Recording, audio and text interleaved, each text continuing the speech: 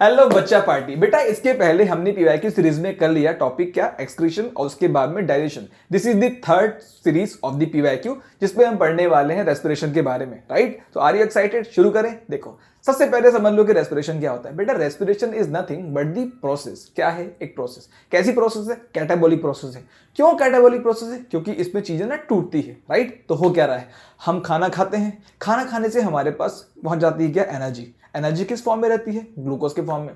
तो उस ग्लूकोज में जो एनर्जी पैक्ड है ना, हमको उस एनर्जी को वहां से बाहर निकालना है। बाहर निकालने के लिए क्या करते हैं, ये जो ग्लूकोज है ना, इसको हमारा पूरा सर्कुलेटरी सिस्टम पहुंचा देता है। कहां पर? हमारे सारे सेल्स में। सेल्स के अंदर होता है माइटोकॉन्ड्रिया और होता है साइटोप्लाज्म। तो because of the help of the cytoplasm and the mitochondria, this energy which is trapped with this molecule that is glucose, ये निकल जाती है। और ऐसा करने में हमारी हेल्प करता है ऑक्सीजन, राइट।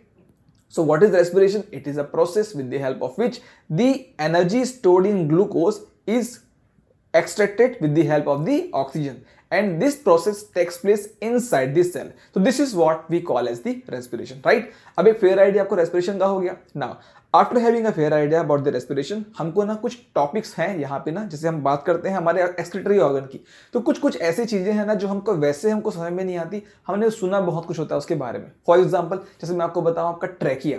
ट्रैकिया आपने देखा है कैसा होता है? देखो ट्रैकिया कुछ ऐसा होता है। अगर डायग्राम को देखोगे ट्रैकिया के ना, तो आपको यहाँ पे ना एक ऐसी पाइप दिखेगी, ठीक है ना। ट्रैकिया मतलब, इसका एक नॉर्मल नाम भी बता देता हूँ, इसको हम विंड पाइप भी बोलते हैं, ठीक है। तो जो इजी नाम है विंड पाइप, असल में वो और कुछ नहीं, वो ट्रैकिया का ही नाम है। तो इस ट्रैकिया में ना आपको ऐसे ऐसे स्ट्रक्चर दिखाई देते हैं, ऐसे ऐसे रिंग लाइक स्ट्रक्चर्स। ये असल में क्या है? ये असल में और कुछ नहीं है बल्कि आपका ये सब कार्टिलेज है। कार्टिलेज क्यों? देखो होता क्या है, कार्टिलेज बोन के जैसे स्ट्रॉन्ग तो नहीं होते, but they provide the structural strength to the particular organ. इससे होता है क्या ना, हमारी विंड पाइप कभी भी कोलैप्स नहीं करती, चिपकती नहीं है। इससे ना हमारा दम कभी नहीं घुटता। ऐसा कभी होता है क्या? कभी नहीं होता। क्यों नहीं होता? क्योंकि कार्टिलेज है बीच में, जस्ट लाइक दिस। अब ये होता क्या है मालूम? जैसे एक इमेजिन करो सिचुएशन, आप कभी गार्डन में गए हो, कभी आपने पानी वानी डाला होगा, देखना हमारे घर में पतली सी पाइप होती है प्लास्टिक की, उसमें ऐसा कोई रिंग लाइक स्ट्रक्चर नहीं होता। इसके नाम से कभी कभी वो पार्ट जो पाइप है ना मुड़ जाता है करना, तो पानी का है ना ब्लॉक हो जाता है। अगर हमारे गले में ऐसा होता तो इमेजिन करो, हालत खराब हो जाती है ना। अब देखो यही कारण है बेटा कि जो किसान होता है ना, जब वो किसान अपने खेतों में पानी डालता है ना, उस पाइप में ना कभी भी ऐसा वाला पाइप यूज नहीं करता। एक स्पेशल टाइप की पाइप होती है जिसमें बहुत सारी रिंग्स लगी होती हैं। तो जस्ट लाइक आवर फार्मर्स, हमारा जो ये ट्रैकिया है ना, ये भी एकदम से क्या है, आपका सिक्योर्ड है। तो ये हो गया आपका ट्रैकिया, राइट। ऊपर से बिल्कुल ऐसे दोनों आपका लंग्स में बिल्कुल फैला हुआ है। नेक्स्ट चीज जो हमको देखनी है वो है आपका एल्वियोली। एल्वियोली क्या होता है? इट इज अ जंक्शन और you can say a place where the exchange of gases takes place. क्या होता है? आर्टरी को चाहिए क्या? Oxygenated blood.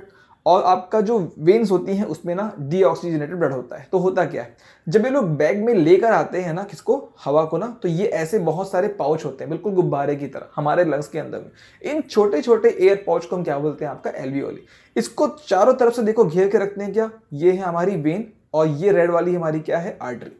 तो ये घेर के रखते हैं, और यहीं पे जब एक्सचेंज ऑफ गैस हो जाता है ना, तो इन कैपिलरीज के थ्रू ऑक्सीजन जो है हमारे ब्लड में पहुंच जाती है। तो this is what we call as the alveoli, right. अच्छा ये देखो बेटा डायफ्राम। डायफ्राम मतलब एक पैराशूट की तरह आपको ये शेप दिख रहा होगा। ये देखो ये ऐसा डोम शेप्ड आपका, ठीक है। तो डायफ्राम का क्या रोल है? डायफ्राम क्या करता है ना, जैसे हमारा फेफड़ा है, ठीक है। तो इस फेफड़े को क्या करना है, अगर आपको हवा अंदर लेनी है, हवा अंदर लेनी है, तो आपको अपने लंग्स का वॉल्यूम बढ़ाना पड़ेगा। तो वॉल्यूम बढ़ाने के लिए क्या करता है, जो डायफ्राम जो फैला हुआ है ऐसा ना, ये ऐसे पहले कॉन्ट्रैक्ट होता है। तो जब ये कॉन्ट्रैक्ट होता है नीचे की तरफ ना, अब तो अपने साथ जो लंग्स है उसको नीचे की तरफ खींचता है। इससे क्या होता है, जो स्पेस होता है लंग्स का वो आपका बढ़ जाता है, राइट। तो डायफ्राम के सिकुड़ने से हमारा लंग्स का साइज बढ़ता है, जिससे बाहर की हवा अंदर आ जाती है, राइट। और ठीक इसका उल्टा, जब डायफ्राम आपका फैलेगा तो जो आपका स्पेस है हमारे लंग्स में ये कम हो जाएगा, और जो हवा यहाँ से बाहर चली जाएगी, राइट। तो ये होता है बेटा डायफ्राम। तो देखो मैंने आपको तीन बातें बता दी।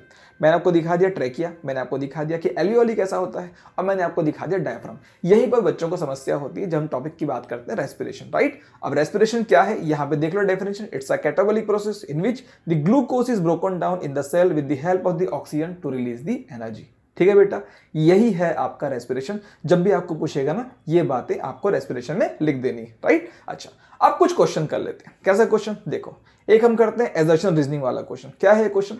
Humans are not truly aerobic, ये पहला है एजर्शन है। और रीजन दिया है they produce lactic acid anaerobically. देखो बेटा होता क्या है ना, जब कुछ ज़्यादा एक्सरसाइज करते हैं ना तो हमारी बॉडी में जो सेल्स है ना उनको ना बहुत जल्दी जल्दी ऑक्सीजन की रिक्वायरमेंट होती है, बट उतनी जल्दी ना हम ऑक्सीजन ना उनको प्रोवाइड नहीं करा पाते। बट सेल्स को तो काम करना है, तो क्या काम को वो रोकेगा क्या?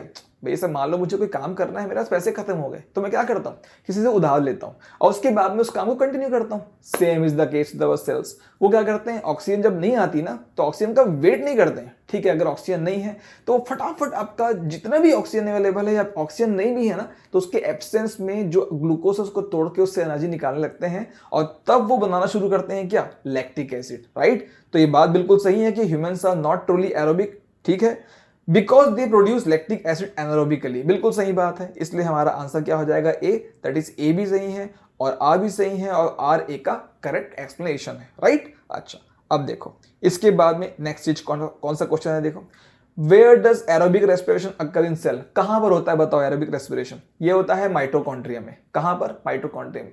ये तो कारण है कि माइटोकॉन्ड्रिया को हम क्या बोलते हैं, powerhouse of the cell. देखो ये मान लो मैं एक डायग्राम लेता हूं, ये मान लो मैंने स्क्रीन ले ली ब्लैक वाली, ये आपका सेल हो गया, सेल में क्या हो गया, न्यूक्लियस।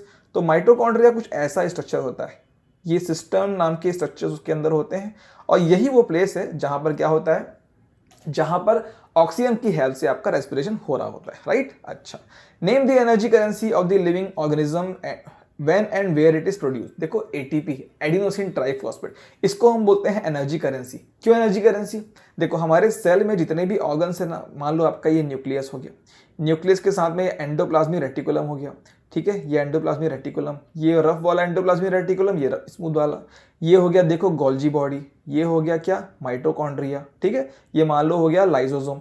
इतने सारे ऑर्गन्स हैं हमारे सेल के अंदर। अभी बात समझना, इन सबसे हमको काम कराना है, तो काम कराने के लिए जैसे इंसानों को पैसा देना पड़ता है ना, वैसे सेल्स को भी काम कराने के लिए अपने ऑर्गेनल्स को देना पड़ता है क्या, ATP, that is energy adenosine triphosphate. तो इसी चीज को, इसी कारण हम कहते हैं क्या, energy currency of the living organism, right. अच्छा, define breathing, explain its mechanism. Breathing बहुत इजी है, व्हाट इज ब्रीदिंग, सांस का अंदर आना और सांस का बाहर जाना ही क्या है आपका, breathing. Letting in oxygen from air into lungs and CO2 out of the lungs is what we call as the breathing.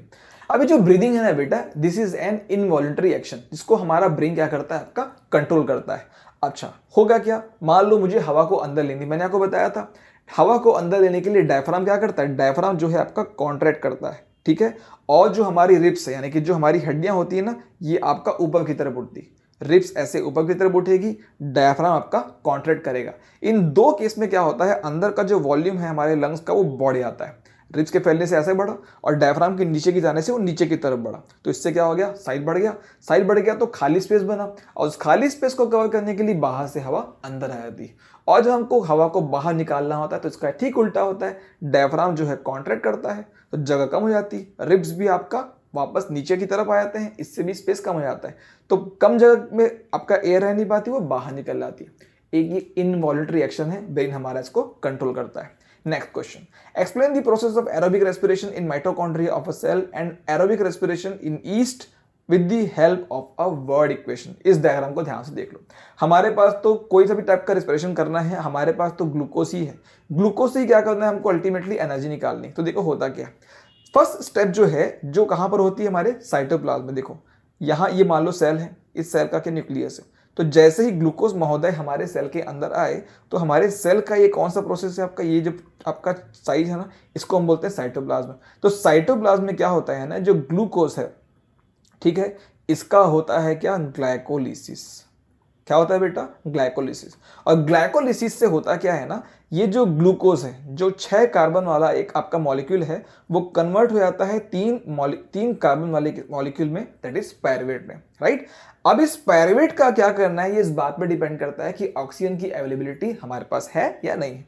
अगर ऑक्सीजन नहीं है तो क्या बन जाता है, ईस्ट के केस में उस पायरुवेट का बन जाता है क्या, इथेनॉल, एक अल्कोहल, प्लस कार्बन डाइऑक्साइड बनती है और एनर्जी बनती है। अगर ऑक्सीजन नहीं है, दैट इज हमारे सेल की अगर बात कर रहे हैं, तो हमारा सेल क्या करता है, उसी पायरुवेट का बनाता है क्या, लैक्टिक एसिड, और निकालता है कुछ एनर्जी। और अगर ऑक्सीजन है तो माइटोकॉन्ड्रिया क्या करता है, इससे आपका एनर्जी निकालता है और सबसे एफिशिएंट जो तरीका है वो है ऑक्सीजन वाला, दैट इज पायरुवेट से अगर सबसे ज़्यादा आपको एनर्जी निकालनी है तो आपको ऑक्सीजन देना चाहिए। अगर नहीं है, हमारे मसल्स की बात हो रही है, तो लैक्टिक एसिड बनेगा। ईस्ट के केस में क्या बन जाता है बेटा, वो बना देता है आपका इथेनॉल। तो एक पेज में चीज क्लियर हो गई। अच्छा, नेक्स्ट क्वेश्चन। तो देखो इस तरीके से रेस्पिरेशन वाला जो टॉपिक है ना आपका रिवाइज हो गया। इतनी बातें आपको जाननी है, फटाफट आपको इसको रिवाइज कर लेना, आपका चैप्टर खत्म हो जाएगा।